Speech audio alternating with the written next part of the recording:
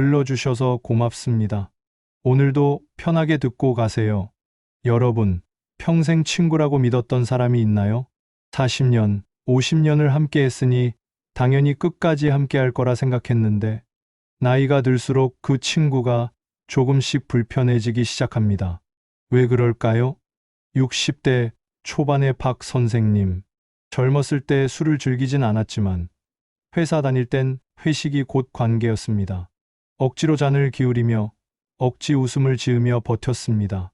그런데 은퇴 후 건강이 나빠져 술을 완전히 끊었습니다. 그 순간 오래된 친구의 태도가 달라졌습니다. 야, 술도 못하는데 무슨 재미로 만나냐? 처음엔 농담인 줄 알았지만 그 뒤로 연락이 끊겼습니다. 늘 곁에 있을 줄 알았던 친구가 술 한 잔 빠지자 더 이상 만나고 싶지 않은 사람이 되어버린 겁니다. 그때 박 선생님은 알았습니다. 술 없는 나는 필요 없는 존재였구나. 다른 모임에서도 어색함은 계속됐습니다. 대학 동창 모임에 나가면 예전엔 다들 애들 키우느라 힘들다는 얘기를 했습니다. 하지만 50대가 넘어서면서 대화가 달라졌습니다. 우리 아들은 이번에 의대 들어갔어. 우리 딸은 외국계 회사 취직했지. 나는 이번에 새 아파트로 옮겼어. 처음엔 덕담을 했습니다. 하지만 집에 돌아오는 길 마음은 무거웠습니다. 나는 왜 저만큼 못했을까? 어떤 친구는 자녀 성과를 이야기하다 무심코 말했습니다. 넌 애를 좀 덜 챙긴 거 아냐? 그러니까 그렇지. 웃고 넘겼지만 가슴에 깊은 흉터처럼 남았습니다. 친구의 말 한마디가 마음에 오래 남는 칼이 될 때가 있습니다. 동창 모임에 나가면 겉으로는 여전히 웃습니다. 사진도 찍고 옛날 얘기도 합니다. 하지만 집으로 돌아오는 길 마음은 허전했습니다. 내가 진짜 편해서 웃은 걸까? 아니면 그냥 분위기 맞추려고 웃은 걸까? 20대 때는 친구와 밤새 얘기해도 시간이 모자랐습니다. 그런데 지금은 1시간만 같이 있어도 마음이 불편해집니다. 같은 시간을 보내지만 같은 마음을 나누는 건 아니었습니다. 박 선생님은 집에 돌아와 아내에게 털어놓았습니다. 여보, 오늘 동창 모임 다녀왔는데 왜 이렇게 힘든지 모르겠어. 아내는 조용히 듣더니 이렇게 말했습니다. 그 사람들도 다 힘들 거야. 남 앞에서 잘난 척이라도 해야 살 수 있으니까. 근데 중요한 건 당신이 그 자리에서 편안했냐는 거야. 그 말에 박 선생님은 잠시 멍했습니다. 정말 중요한 건 오래된 인연이냐가 아니라 내가 편한 사람이냐였던 겁니다. 결국 깨닫게 됩니다. 평생 간다고 믿었던 친구도 사실은 조건부였구나. 술을 함께 할 때만 친구였고, 경제적으로 비슷할 때만 친구였고, 상황이 맞을 때만 친구였던 겁니다.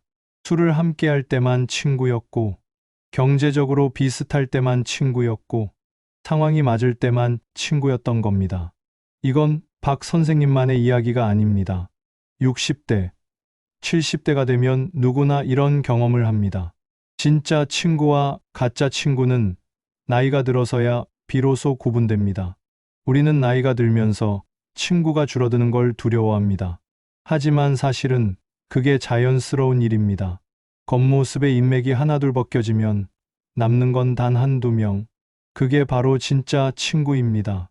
친구가 줄어드는 게 외로움이 아니라 진짜 친구를 찾아가는 과정일지도 모릅니다. 여러분, 진짜 친구는 언제 드러날까요? 술 마실 때? 돈 잘 벌 때? 아닙니다. 내가 무너질 때, 그제야 진짜와 가짜가 갈라집니다. 박 선생님은 어느 날 갑자기 가슴이 답답해 응급실에 실려갔습니다. 큰 병은 아니었지만 여러 검사를 받느라 하루 종일 병원에 누워 있어야 했습니다. 침대 위에서 휴대폰을 꺼내 들었습니다. 전화번호부에는 500명 넘는 이름이 저장돼 있었습니다. 직장 동료, 동창, 거래처 사람들까지. 그런데 그 순간 깨달았습니다. 이 많은 숫자 중 지금 당장 전화를 걸 수 있는 사람은 과연 몇 명일까? 손이 떨렸습니다. 머릿속이 하얘졌습니다. 결국 망설이다가 오래 연락하지 않았던 친구에게 전화를 걸었습니다. 지금 병원에 있는데 혹시 올 수 있겠냐? 그 친구는 묻지도 따지지도 않았습니다. 어디야? 지금 간다. 30분 뒤 편의점에서 산물 한 병을 들고 나타났습니다. 아무 말도 하지 않고 그냥 옆에 앉아 있었습니다. 그 순간 박 선생님은 알았습니다. 은퇴 후 박 선생님은 작은 가게를 열었습니다. 하지만 손님은 줄고 빚만 남았습니다. 한 달 카드값이 연체되고 은행 창고에서는 이자라도 갚으셔야죠라는 말을 들었습니다. 체면은 땅에 떨어졌습니다. 그 무렵 휴대폰 벨이 울릴 때마다 가슴이 철렁 내려앉았습니다. 혹시 돈 얘기일까? 빌려달라는 부탁일까? 두려웠습니다. 그런데 어느 날 한 친구에게서 전화가 왔습니다. 밥이나 먹자. 식당에서 마주 앉았을 때 그 친구는 묻지 않았습니다. 얼마 잃었냐? 왜 그렇게 했냐? 그런 말은 없었습니다. 대신 예전처럼 농담을 던지고 억지 웃음이라도 끌어내 주었습니다. 밥은 목에 걸려 내려가지 않았지만 그 순간 웃다가 눈물이 터졌습니다. 성공했을 때는 누구나 곁에 옵니다. 하지만 실패했을 때 곁에 남는 건 단 한두 명뿐입니다. 진짜 친구와는 만날 이유가 필요 없습니다. 특별한 일이 없어도 그냥 밥을 먹고 차를 마십니다. 대화도 단순합니다. 밥 먹었냐? 몸은 괜찮냐? 손주 학교는 잘 다니냐? 이 짧은 말들이 오히려 더 따뜻합니다. 돈 자랑도 자식 자랑도 비교도 없습니다. 진짜 친구는 내가 잘나지 않아도 그대로의 나를 받아주는 사람입니다. 나이가 들수록 인간관계는 단순해집니다. 술이 빠지고 체면이 빠지고 조건이 빠지고 결국 남는 사람은 몇 안 됩니다. 겉으로 화려하던 친구가 정작 위기 때는 연락조차 하지 않을 수 있습니다. 반대로 늘 조용하던 사람이 끝까지 곁을 지켜줍니다. 진짜 친구와 가짜 친구는 내가 힘들 때 비로소 갈라집니다. 우리는 종종 말합니다. 친구는 많을수록 좋다. 하지만 그것은 착각입니다. 인생의 마지막 순간 내 곁에 남는 건 많아야 두세 명입니다. 나머지는 다 스쳐 지나가는 인연일 뿐입니다. 진짜 친구는 숫자가 아니라 위기의 순간을 함께한 사람으로 결정됩니다. 그리고 한 가지 더. 스쳐간 인연도 나쁜 건 아니었습니다. 다만 끝까지 남을 자리는 단 한두 명에게만 허락된 것이죠. 친구를 잃는 이유는 멀리 있지 않습니다. 내 입에서 나온 단 한마디가 수십 년 인연을 끊어낼 수 있습니다. 60대 김 여사는 오랜만에 친구들과 점심 약속을 했습니다. 김치찌개가 보글보글 끓는 식탁 위에서 대화는 자연스럽게 손주 얘기로 흘러갔습니다. 우리 손주는 이번에 전교 1등 했어. 영어도 너무 잘해. 벌써 원서도 읽는다니까. 처음엔 다 같이 박수를 쳤습니다. 하지만 옆에 앉은 친구 얼굴이 굳어졌습니다. 그 친구의 손주는 학교 적응 때문에 힘들어하고 있었기 때문입니다. 김 여사는 몰랐습니다. 자랑하려던 말이 상대에겐 깊은 상처가 될 수 있다는 걸. 식탁 위 반찬은 여전히 뜨거웠지만 대화 분위기는 싸늘하게 식어갔습니다. 다음 모임에서 다른 친구가 새로 산 집 이야기를 꺼냈습니다. 우리 아들은 이번에 강남으로 이사했어. 집값이 벌써 올랐다더라. 옆에 있던 친구는 젓가락질을 멈추고 고개를 푹 숙였습니다. 그 집은 아직 전세 문제로 힘들어하고 있었기 때문입니다. 그때 또 다른 친구가 말했습니다. 아휴, 너도 조금만 더 준비했으면 됐잖아. 순간 숟가락 부딪히는 소리만 울렸습니다. 대화는 이어갔지만 마음은 이미 멀어지고 있었습니다. 무심코 던진 비교 한마디가 오랜 친구를 단번에 멀어지게 만들었습니다. 나이가 들수록 자주 쓰게 되는 말이 있습니다. 내가 뭘 알아? 내가 살아보니까 말이야. 내 말이 맞아.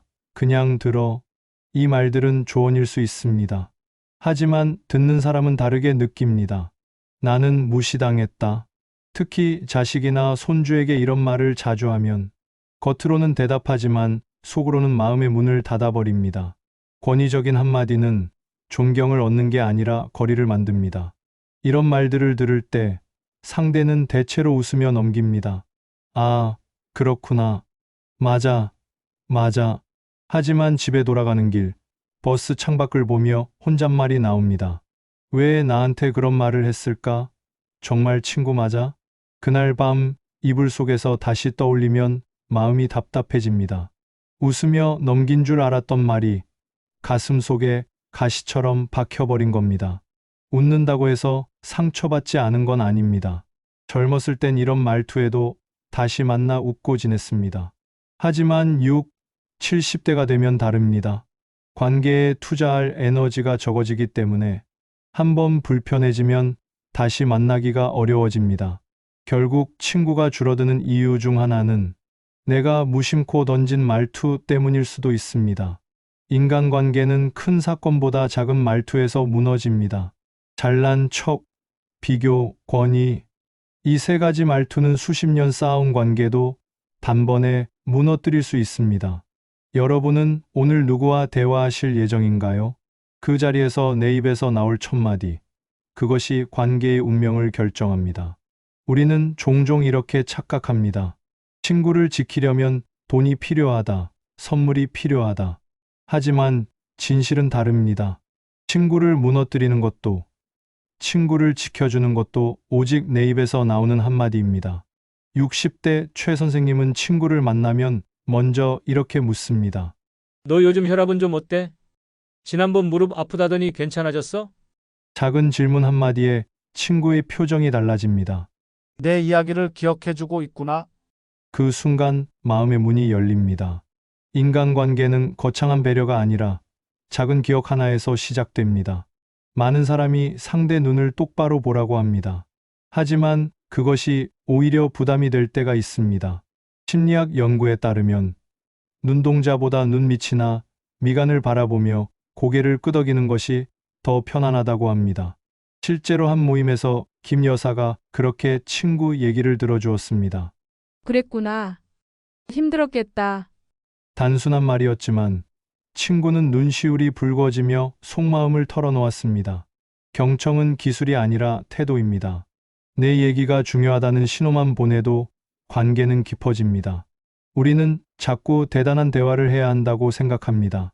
하지만 관계를 이어주는 건 사소한 대화입니다. 오늘 시장에 갔더니 참외가 맛있더라. 그때 갔던 식당 기억나? 또 가보고 싶다. 손주 학교에서 체육대회 했다더라. 이런 대화가 대단해 보이지 않지만 끊어질 듯한 관계를 이어주는 작은 실입니다. 특히 나이가 들수록 이런 일상 대화가 줄어듭니다. 그때 안부 한마디가 관계를 지켜주는 마지막 끈이 됩니다.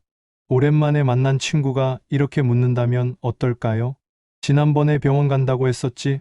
결과는 어땠어? 그 순간 가슴이 따뜻해집니다. 내 이야기를 잊지 않았구나. 기억은 최고의 선물입니다. 비싼 선물이 아니라 내 마음에 남아있는 작은 기억 하나가 평생의 인연을 지켜줍니다. 많은 사람이 착각합니다. 관계를 오래 지키려면 돈독해야 한다. 좋은 선물이나 큰 배려가 필요하다. 아닙니다. 친구를 떠나게 만드는 것도 말 한마디, 친구를 붙잡아주는 것도 말 한마디입니다. 잘못된 말투 하나가 수십 년 인연을 무너뜨리듯 따뜻한 말투 하나가 평생 친구를 지켜냅니다. 인간관계는 기술이 아니라 태도입니다. 그리고 그 태도는 내가 입을 열어 처음 하는 말에서 드러납니다. 오늘 저녁 여러분이 가족이나 친구를 만난다면 이렇게 시작해 보세요. 밥은 먹었어?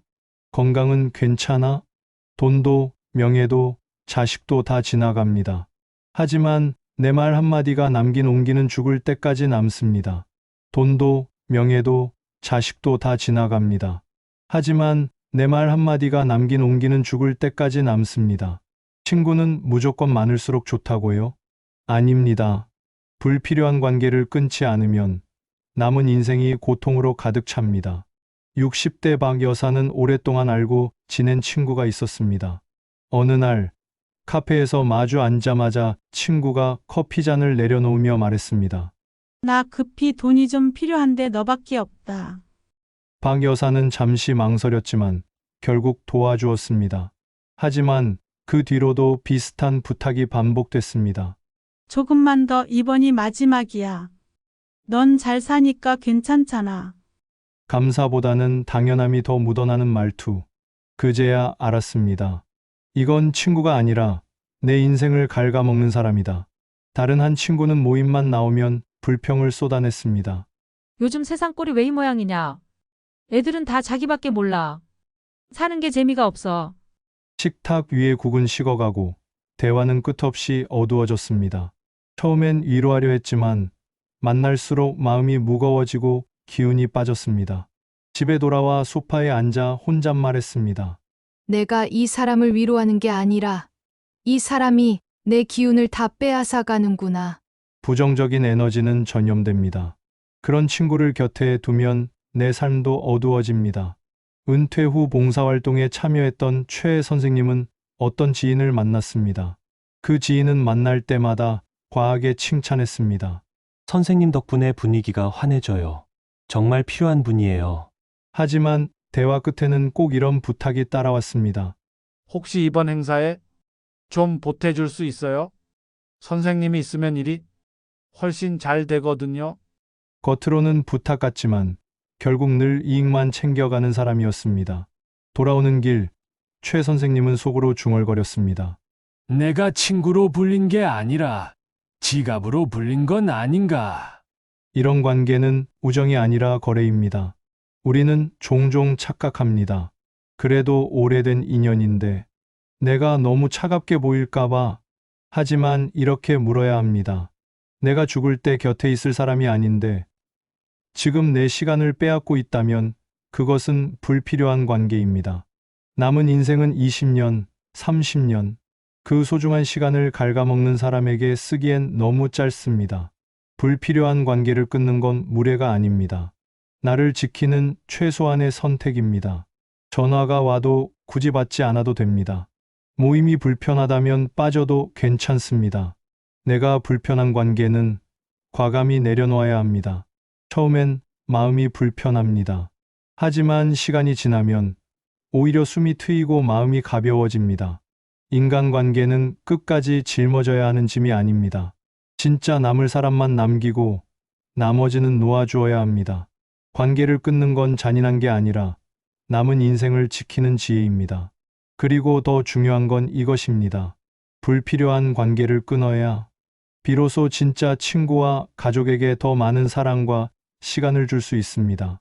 내 시간을 갉아먹는 사람을 정리해야 내 마음을 채워주는 사람과 오래 갈 수 있습니다. 우리는 평생 인간관계 때문에 상처받습니다. 술자리에서, 모임에서, 심지어 가장 가까운 가족에게서도. 그래서 어떤 순간엔 이렇게 생각합니다. 차라리 관계를 다 끊어버리면 편하지 않을까? 하지만 충격적인 진실은 관계를 끊으면 고통도 사라지지만 동시에 나를 살리는 힘도 사라집니다. 심리학 연구에 따르면 우리가 받는 스트레스의 80% 이상이 인간관계 때문입니다. 친구와의 오해, 가족 간의 갈등, 동창 모임의 비교. 우리는 평생 사람 때문에 울고 화내고 지쳐왔습니다. 하지만 역설적이게도 가장 큰 위로 역시 사람에게서 옵니다. 나를 무너뜨린 것도 사람이었지만 나를 다시 세운 것도 결국 사람이었습니다. 앞서 병원에 물 한 병 들고 달려와 준 친구처럼 단 한 사람의 존재가 모든 고통을 덜어줍니다. 그 친구가 병실 옆에 앉아 있었던 짧은 시간 동안 박 선생님은 이상하게도 덜 외로웠습니다. 아무 말이 없어도 숨소리 하나만으로도 마음이 안정되었습니다. 관계는 칼이 되기도 하지만 동시에 약이 되기도 합니다. 가족은 때로 가장 큰 상처를 줍니다. 자식의 무심한 말, 배우자의 날선 한마디가 마음을 무너뜨리기도 합니다. 하지만 역설적이게도 가장 큰 치유 역시 가족에게서 옵니다. 손주가 와서 할아버지 하고 안기면 하루 종일 쌓였던 피로가 눈 녹듯 사라집니다. 배우자와 다투다가도 저녁 식탁에서 따뜻한 국을 함께 먹으며 그래, 이 사람이 없었으면 나는 더 외로웠을 거야 라는 깨달음을 얻습니다. 상처와 치유는 같은 자리에서 일어납니다. 가족이 그렇고 친구가 그렇습니다. 은퇴 후 수백 명의 인맥이 사라져도 괜찮습니다. 결국 남는 건 단 두세 명뿐입니다. 그 두세 명이 내 인생을 지탱해 줍니다. 친구가 줄어드는 건 실패가 아니라 진짜 친구가 늘어나는 과정입니다. 우리는 평생 인간관계 때문에 울고 웃었습니다. 그 과정이 괴롭다고, 불필요하다고 생각할 수도 있습니다. 하지만 마지막 순간에 깨닫게 됩니다. 인간관계는 상처가 아니라 결국 치유였습니다. 상처 준 사람이 있었다면 나를 감싸준 사람도 있었습니다. 내 시간을 빼앗는 사람이 있었다면 내 시간을 채워주는 사람도 있었습니다. 결국 나는 사람 덕분에 버텨왔고 앞으로도 사람 덕분에 살아갈 겁니다. 인생은 결국 사람으로 시작해 사람으로 끝납니다. 지금 이 순간 당신 곁에 꼭 남기고 싶은 단 두세 사람의 얼굴을 떠올려 보시길 바랍니다.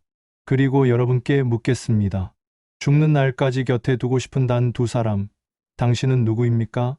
그 대답을 댓글로 남겨주세요.